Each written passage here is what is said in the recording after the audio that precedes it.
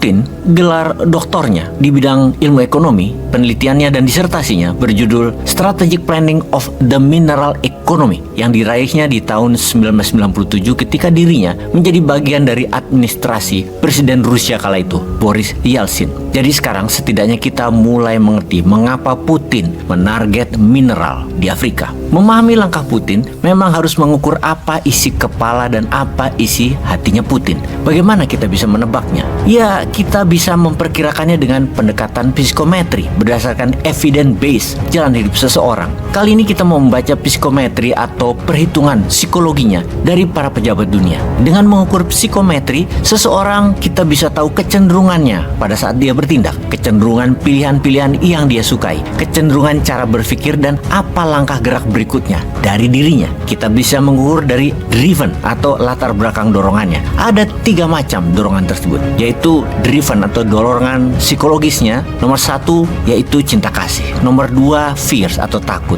nomor 3 anger. Itulah 3 dorongan yang ada pada manusia.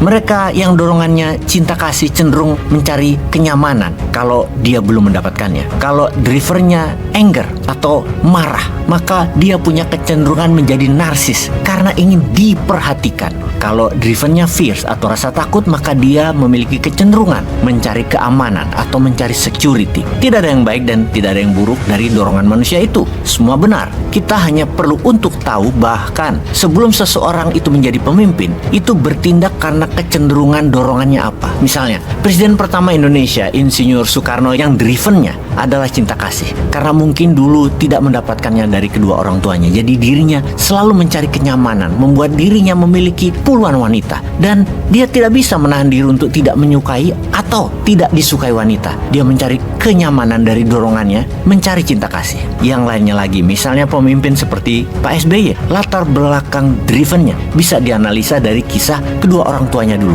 dan dengan siapa dia dibesarkan. Maka ketika dewasa atau ketika menjabat, ciri terkuat dari Pak SBY adalah sangat ingin main aman. Karena mungkin dia dulu dibesarkan, kemungkinan besar adalah dari fears atau rasa takut. Bisa saja seseorang itu tumbuh di lingkungan karena dia sering dimarahi misalnya. Sehingga dia untuk agar tidak dimarahi, dia harus menjadi hati-hati agar aman karena takut salah, tepatnya disalahin. Zaman SBY semuanya kesannya lambat dalam pengambilan keputusan karena drivennya tadi membuat dia hati-hati, bahkan sering procrastinate atau menunda keputusan penting. Tapi apakah itu jelek? Tidak ada yang jelek dalam karakter seseorang. Semua driven seseorang menghasilkan banyak positif dan negatifnya, tergantung situasi dan keadaan. Kalau Pak Jokowi kira-kira apa drivennya? Kalau dilihat dari gerak tubuhnya, ambisinya, maka kemungkinan besar dorongannya adalah anger. Dia ini galak sebenarnya, tegas, saklek, bisa juga pendendam. Sangat bisa psikometrinya diukur begitu. Ciri orang yang dorongannya anger adalah selalu ingin dinomorsatukan, ingin diperhatikan,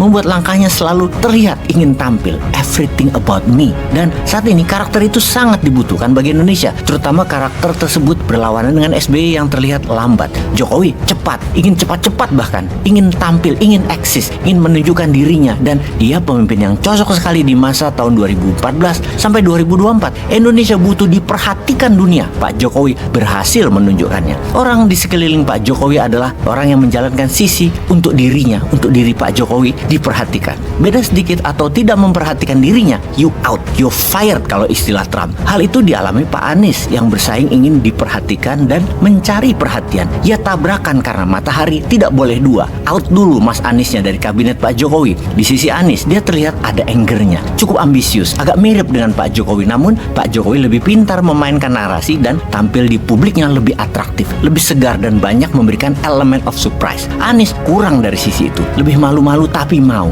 Oke, kita tidak perlu panjang-panjang membaca psikometri dalam negeri. Kita ke global, ke luar negeri sekarang. Jadi kita membedah psikometri pemimpin dunia sekarang seperti Erdogan, Putin, Trump, Xi Jinping. Bagaimana? Agar kita mengerti ke depan dunia ini mau kemana. Bagaimana kalau kita mulai dari Xi Jinping? Xi Jinping itu kuat minum alkohol dan pemabuk. Xi Jinping bisa dikatakan alkoholik. Kok bisa minum Tiongkok orang kayak gitu? Bagaimana orang yang kuat minum alkohol kok bisa menjadikan dirinya sekarang sangat ditakuti? Apakah ideologi politiknya Xi Jinping yang aslinya? Siapa sesungguhnya Xi Jinping? Apa latar belakangnya? Apa drivennya? Mengapa dia raja tega mengeksekusi mati lawan politiknya dan para koruptor tersebut di Tiongkok dieksekusi semua? Mengapa dia menjadi pemimpin otoriter raja tega yang tegas dan bengis bahkan? Sahabat, sahabat, bersiap untuk terkejut atas informasi tentang Xi Jinping. Dan juga tidak lupa bersiap terkejut akan informasi tentang Putin. Kemudian, sahabat, jangan pernah berpikir untuk membandingkan dengan yang lokal. Jauh. Peace.